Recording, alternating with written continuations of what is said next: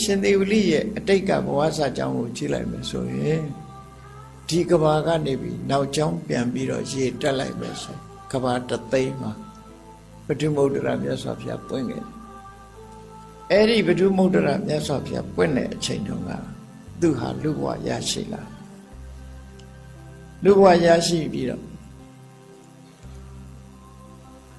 ပထမုဒ္ဒရာမြတ်စွာဘုရားရဲ့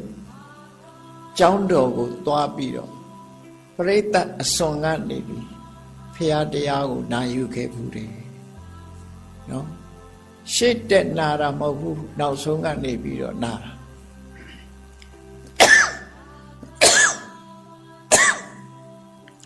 ပရိသတ်ရဲ့အစွန်မှာနေထိုင်ပြီးတော့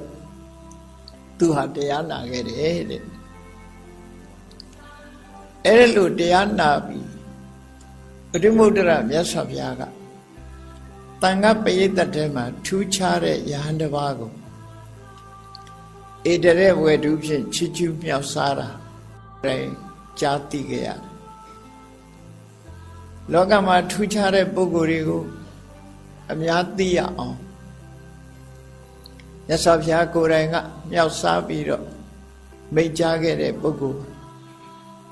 လလဘရတဲ့ထဲမှာထိတ်တန်းဖြစ်တဲ့မထေရဘာအကြောင်းကိုမြတ်စွာဘုရားကချီးကျူးပြီးတော့ဟောကြားခဲ့တယ်အဲ့ဒါကိုအားကျပြီးတော့ဘုရားမှုရှိတဲ့တန်ဃာတွေကိုပင့်ပြီးတော့9 ရက် 9 လီဌာနကောင်းမှုကိုပြုလုပ်တယ်အဲ့ဒါလိုဒါနကောင်းမှုပြုလုပ်ပြီးတဲ့အခါမှာသူဟာစုပန်ခဲ့တယ်လူဆိုတာဆန္ဒဆိုမတူကြဘူးရိုးရိုးသားသား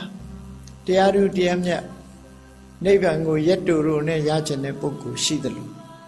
ဘဝမှာထင်ထင်ရှားရှားနဲ့ဒီထင်ပေါ်ကျော်ကြားတဲ့ဂုဏ်တွေနဲ့နိဗ္ဗာန်ကိုမျက်မှောက်ပြုခြင်းတဲ့ပုဂ္ဂိုလ်တွေပေါ်လာအမျိုးစုံရှိတာပေါ့ဒါကတော့လူဆန္ဒနဲ့ဆိုင်လူဆန္ဒနဲ့ဆိုင်စိတ်ဆန္ဒပေါ်မှာမူတည်ပြီးတော့သူဟာနောင်ဖရာတွေရဲ့လက်ထက်မှာအခုလိုလက်လက်ပါအရာမှာမြတ်စွာဘုရားကိုယ်တိုင်ကချီးကျူးပြီး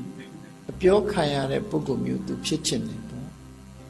အဲ့ဒါကိုစုတောင်းတာကိုမြတ်စွာဘုရားကနေပြီးတော့ဒီဗျာဒိတ်ပေးခဲ့သူရဲ့စိတ်ဆန္ဒတွေသူရဲ့ကုသိုလ်ကောင်းမှုတွေပစ္စုပန်အခြေအနေကိုကြည့်ပြီးတော့အနာဂတ်ကိုပြောတာအဲ့တော့ပစ္စုပန်အခြေအနေကြည့်ပြီးတော့အနာဂတ်